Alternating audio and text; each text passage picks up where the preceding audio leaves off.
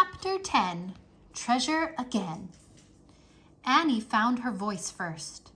"The M-person," she whispered.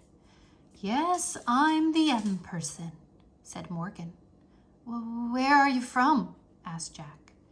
"Have you ever heard of King Arthur?" said Morgan. Jack nodded. "Well, I am King Arthur's sister," said Morgan.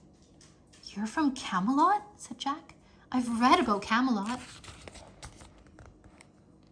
What did you read about me, Jack?" said Morgan. You're a witch." Morgan smiled. You can't believe everything you read, Jack." "But are you a magician?" said Annie. "Most call me an enchantress, but I'm also a librarian," said Morgan. "A librarian?" said Annie. "Yes, and I've come to the 20th century, your time, to collect books. You are lucky to be born in a time with so many books." "For the Camelot Library?" asked Jack. "Precisely," said Morgan. "I travel in this treehouse to collect words from many different places around the world and from many different time periods." "Did you find books here?" said Jack. "Oh yes, many wonderful books. I want to borrow them for our scribes to copy." "Did you put all the bookmarks in them?" said Jack.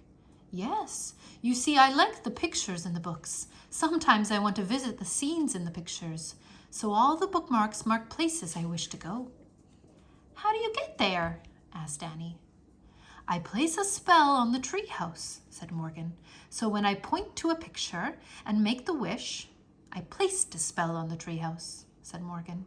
"So when I point to a picture and make the wish, the treehouse takes me there." "I think you dropped this in dinosaur times," said Jack. He handed the gold medallion to Morgan. "Oh, thank you. I wondered where I'd lost it," she said. She put the medallion into a hidden pocket in her cape. "So can anybody work the spell?" asked Annie. "Anybody who tries it?" "Oh dear, no, not just anybody," Morgan said. "You two are the only ones besides me to do it. No one else has ever even seen my treehouse before." "Is it invisible?" asked Annie. "Yes," said Morgan. "I had no idea it would ever be discovered, but then you two came along. Somehow you hooked right into my magic." "How?" asked Jack. "Well, for 2 reasons, I think," explained Morgan. "First, Annie believes in magic, so she actually saw the treehouse, and her belief helped you to see it, Jack." "Oh man," said Jack. "Then you picked up a book, Jack, and because you love books so much, you caused my magic spell to work." "Wow," said Annie. "You can't imagine my dismay when you started to take off for dinosaur times. I had to make a very quick decision, and I decided to come along." "Oh, so you were the pteranodon?" said Annie. Morgan smiled. "And the cat in the night and Polly," said Annie. "Yes," said Morgan softly. "You were all these things to help us?" asked Jack. "Yes, but I must go home now. The people in Camelot need my help." "You're leaving?" whispered Jack. "I'm afraid I must," said Morgan. She picked up Jack's backpack and handed it to him. Jack and Annie picked up their raincoats. It had stopped raining. "You won't forget us, will you?" asked Annie, as they put their raincoats on. "Never," said Morgan. She smiled at both of them. "You remind me too much of myself." "You love the impossible, Annie, and you love knowledge, Jack. What better combination is there?" Morgan le Fay touched Annie's forehead gently, and then Jack's. She smiled. "Goodbye," she said. "Goodbye," said Annie and Jack. Annie left the treehouse first. Jack followed.